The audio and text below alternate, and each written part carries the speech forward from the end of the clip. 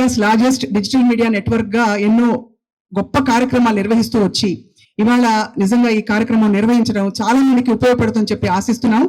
మురళీమోహన్ గారు అనగానే సమాజంలో ఒక పెద్ద మనిషిగా మనందరికీ ఒక దిక్సూచి. భూమిలో పెట్టుబడి పెట్టండి, ఖచ్చితంగా ఎప్పటికైనా మీకు రిటర్న్స్ వస్తాయి, అన్నిటికంటే సంతృప్తి వస్తుందని చెప్పి వారు సందేశం ఇస్తారని కోరుకుంటున్నాం. సార్, గౌరవ రాజ్యసభ సభ్యులు శ్రీ లక్ష్మణ్ గారికి, సుమన్ టీవీ చైర్మన్ సుమన్ గారికి, ఇచ్చేసిన అతిథులందరికీ, అలాగే ఈ ఎగ్జిబిషన్లో పాల్గొన్నటువంటి ఆ రియలిటర్స్ సోదరులకి అందరికీ నా హృదయపూర్వక నమస్కారాలు. ఈ రోజున భారతదేశంలో ఉన్న సోషల్ మీడియా వీటిలో చూసుకుంటే ఎలక్ట్రానిక్ మీడియాలో నెంబర్ 1 స్థానంలో వారు ఉన్నారు అంటే దాని వెనక ఎంత కృషి, వాళ్ళ దీక్ష, పట్టుదల అనేది ఉన్నాయి అని చూస్తే చాలా గొప్ప విషయం. ఆయనకి ఎన్ని అవార్డులు వచ్చినాయో ఆల్ ఇండియా లెవెల్లో ఇప్పటిదాకా వాళ్ళ ఆఫీస్కి వెళ్తే తెలిసి ఎన్ని అవార్డులు ఉన్నాయి, ఎన్ని అవార్డులు వచ్చినాయి అనేది. ఇవాళ అటు మా సినిమా వాళ్ళకి కానీ, లేకపోతే రాజకీయ నాయకులకు కానీ, లేకపోతే రియల్ ఎస్టేట్ వాళ్ళకి కానీ, వాళ్ళ రోజున మాకందరికి కూడా మా బతుకులు మీ చేతుల్లో ఉన్నాయి. సోషల్ మీడియాలో ఇవాళ చాలామంది ఎన్ని రకాలుగా ఇబ్బందులు పెట్టాలో అన్ని కూడా ఇబ్బందులు వస్తాయి.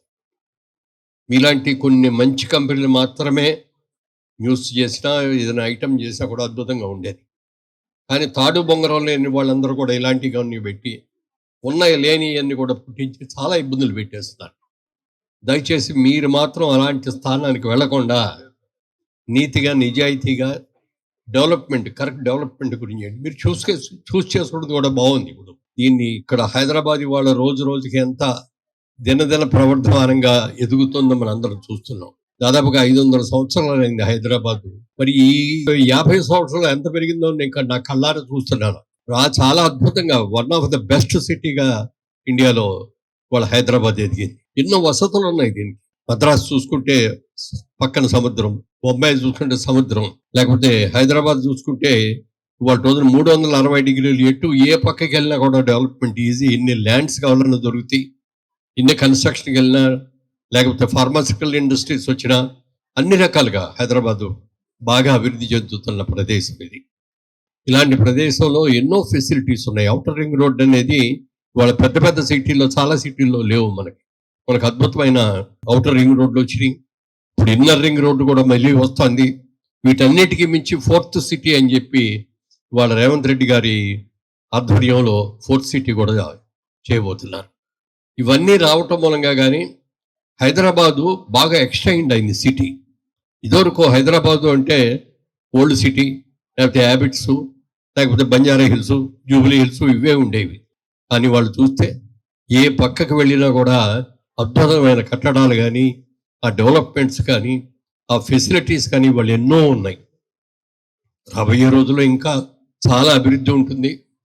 ఇందాక మీరందరూ విన్నట్టుగా ఇవాళ రోజున వ్యాపారంలో మనం సంపాదించుకున్న వాళ్ళు ఎందులో పెట్టాలని రకరకాలుగా ఆలోచిస్తారు.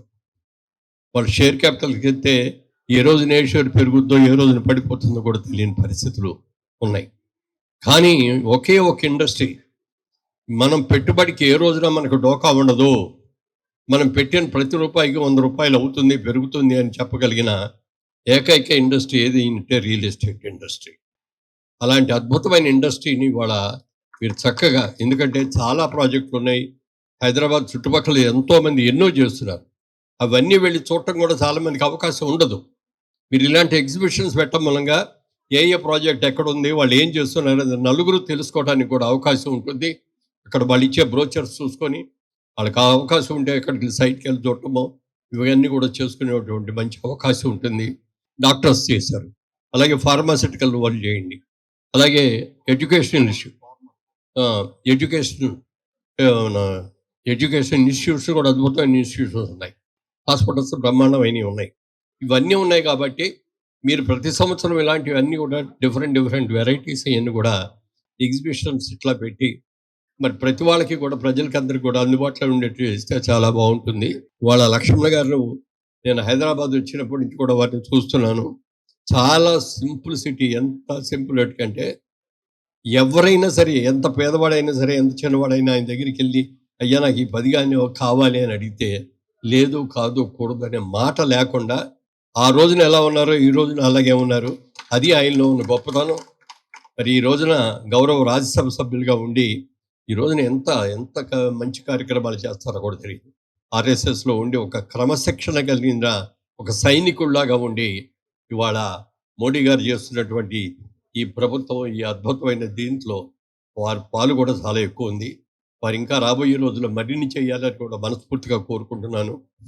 ఇలాంటి అవకాశం వారితో పక్కన కూర్చొని మాట్లాడే అవకాశం కలగటం ఇది ఇచ్చిన మా సుమన్ టీవీ సుమన్ గారికి కృతజ్ఞతలు తెలియజేస్తూ సెలవు తీసుకుంటాను. జై హింద్.